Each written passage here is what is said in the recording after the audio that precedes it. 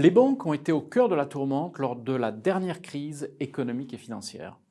À l'automne 2008, il s'en est fallu de peu pour que le monde ne cède à la panique et à une crise systémique bancaire généralisée.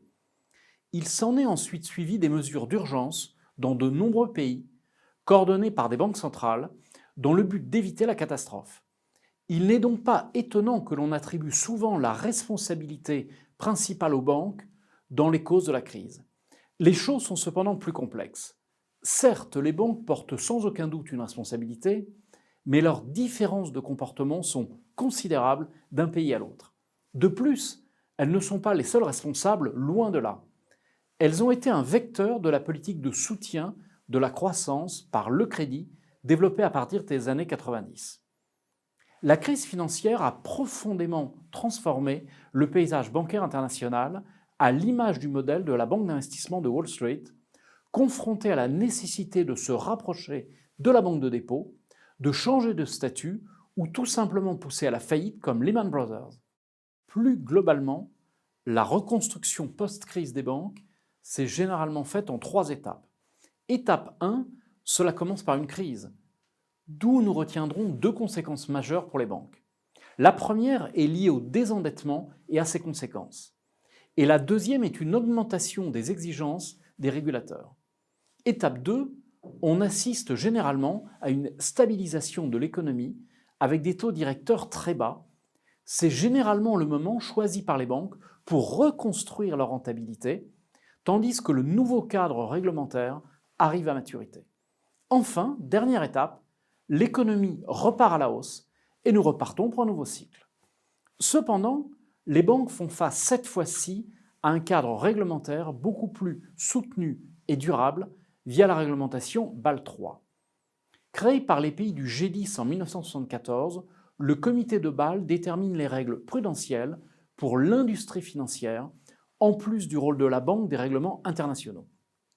Ces 3 grands accords imposent aux banques des règles notamment en termes de solvabilité et de liquidité.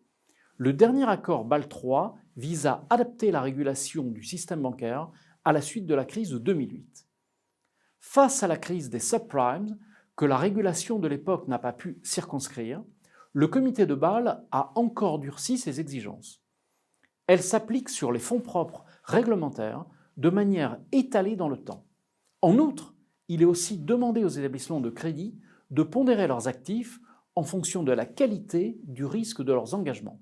Par exemple, les risques ne sont pas les mêmes pour un crédit à un État ou à une entreprise.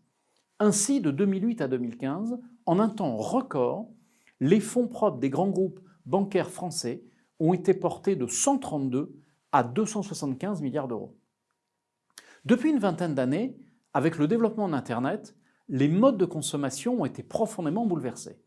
Le digital a créé un environnement dans lequel l'innovation est la norme et cette évolution suscite de nouvelles idées basées sur la technologie. Des entreprises comme Amazon ou Netflix sont maintenant des géants pour une raison simple. Elles ont offert aux consommateurs une nouvelle façon de consommer. Ces entreprises, avec pléthore d'autres, ont pu contourner les barrières traditionnelles du commerce, mais surtout les entreprises traditionnelles, souvent engluées dans un mode de fonctionnement ancien. Cette révolution a aussi atteint les banques via ce que l'on appelle maintenant les fintech, qui combinent les termes finance et technologie. Le terme désigne plus généralement une start-up innovante qui utilise la technologie pour repenser les services financiers et bancaires. On retient ainsi 3 catégories de fintech. Tout d'abord, les fintech à substitution partielle, de l'intermédiation classique, les moins innovantes, les fintech à désintermédiation totale, et enfin, les fintech à substitution totale du secteur financier. La révolution digitale et la mise en œuvre des principes de l'économie collaborative constituent un cocktail redoutable pour les acteurs traditionnels de la finance. C'est donc logiquement vers les services aux particuliers que les fintech se sont principalement orientés pour le moment. Longtemps protégées par une réglementation particulière et complexe, les banques peuvent apparaître désormais comme prisonnières de celle-ci. En effet, l'ensemble des règles pesant sur l'industrie financière ne lui permettent pas toujours de réagir avec toute la souplesse nécessaire pour s'adapter à l'innovation.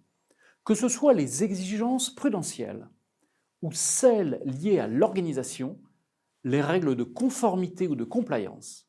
Le paradoxe est que ce surpoids de réglementation a été imposé post-2008 par les gouvernants afin de protéger les clients et épargnants. Cette hyper-réglementation des banques crée de multiples contraintes pour les acteurs du secteur. La majorité des entreprises de fintech ne sont encore que des start-up notamment orientées vers les services de paiement, mais il serait faux de considérer qu'il s'agit là d'un phénomène de mode. C'est au contraire une lame de fond puissante qui risque d'affecter durablement l'industrie financière traditionnelle. Néanmoins, on peut considérer que tous les métiers de l'intermédiation bancaire seront un jour représentés. D'une part, certaines fintech empiètent déjà sur des secteurs réservés aux banques de détail, le paiement, PayTech, les services bancaires du quotidien, néobanques, le crédit, crowdfunding et crowdlending. Nombre de fintech ne sont pas des banques, mais permettent à l'utilisateur de contourner les banques pour certaines opérations. Elles permettent ainsi le financement participatif, la gestion de trésorerie des entreprises, le ciblage marketing sur la base de données bancaires ou l'agrégation de données financières. En outre, les comparateurs accentuent la concurrence entre les établissements bancaires puisque le consommateur a désormais accès à toutes les offres du marché. L'asymétrie d'information s'est ainsi totalement résorbée. La transformation de l'environnement bancaire conduit donc à s'interroger sur la validité des modèles qui ont servi à définir la stratégie des grands groupes. La crise est transformante, c'est donc son degré de transformation qu'il s'agit de capturer. Les fintech ou néobanques bouleversent les comportements financiers des utilisateurs. Parallèlement, de nombreuses fintech représentent désormais des partenaires pour les banques, afin de leur permettre de faire face à une concurrence accrue. Les banques traditionnelles présentent souvent les fintech comme des centres de recherche avec qui ils collaborent.